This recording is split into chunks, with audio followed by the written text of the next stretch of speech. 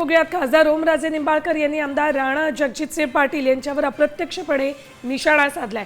निवडणुकीनंतर एका शेतातील दारू पार्टीचा फोटो दाखवत ही तुळजापूरची बदनामी नाही का, असा सवाल त्यांनी उपस्थित केलाय. तुळजापूरच्या प्रतिमेला धक्का पोहोचवणाऱ्यांवर कृतींवर त्यांनी यावेळी टीका केलेली आहे.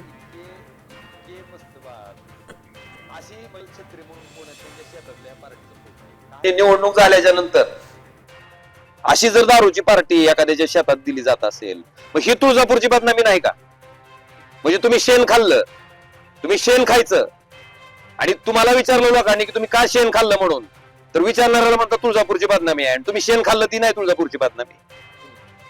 तुम्ही ड्रग्ज घेतलं, ते ड्रग्ज आणून इथं विकलं, ते तुळजापूरची बदनामी नाही. पण तुम्ही ड्रग्ज इथं आणून का विकलं, तुम्ही ड्रग्ज का घेतलं, ते व्यसन इथं आणून का विकताय, हे जर प्रश्न तुम्हाला उपस्थित करत असतील तर ती तुळजापूरची बदनामी.